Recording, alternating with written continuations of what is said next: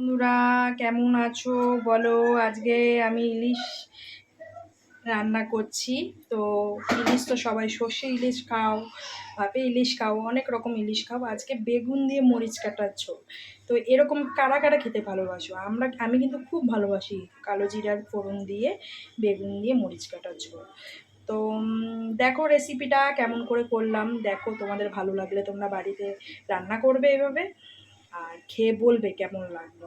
রেখেছো 2 পিস ইলিশ আমি ভেজে রেখেছি, কারণ 2 পিসই করেছি আমার জন্য। কালকেও খেয়েছি ইলিশ 4 পিস, আজকে খেয়েছি। রাতে খাবো আবার সর্ষে ইলিশ, এর জন্য আমাদের বাড়িতে কেউ ইলিশ খায় না, শুধু আমি ছাড়া। আর বেগুনগুলো লাল লাল করে ভেজে রেখেছি।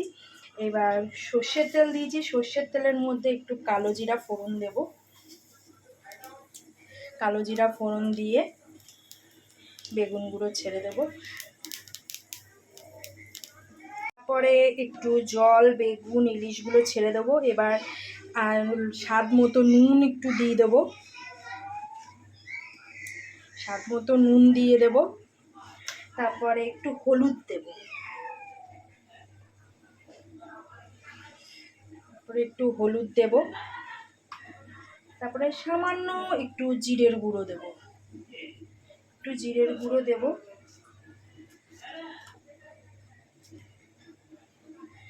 আচ্ছা, এরপরে একটু কাঁচা লঙ্কা চিড়তে ভুলে গেছি, কাঁচা লঙ্কা চিড়ে দেবো। কাঁচা লঙ্কা চিড়ে একটু নাড়িয়ে নিই, তারপরে ফুটবে, ফুটে একটু মাখো মাখো হয়ে আসবে, তারপরে নামিয়ে দেবো। এইভাবে ইলিশটা খেতে, আর একটু মাছটা হালকা ভেজে নেব, বেশি ভাজবো না, ইলিশ ভাজলে বেশি ভালো লাগে না। যাই হোক, এটা একটু মাখো মাখো হয়ে আসবে, তারপরে নামিয়ে দেবো। একটু কাঁচা লঙ্কা বেশি করে চিড়ে দেবো, নামানোর আগে একটু সর্ষের তেল দিয়ে দেবো।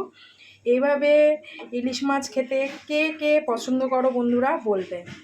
আমি তো এইভাবে ইলিশ মাছ খেতে খুব পছন্দ করি। আর ভালো লাগলে লাইক কমেন্ট শেয়ার করবে অবশ্যই। তাহলে রাখি। আর বন্ধুরা, লাইক কমেন্ট শেয়ার করতে কিন্তু ভুলবে না। Tata, bye bye. আর তোমরাও ঘরে এভাবে রান্না করে খেয়ে দেখো, তোমাদের কেমন লাগে কমেন্ট করে জানাবে অবশ্যই। টাটা।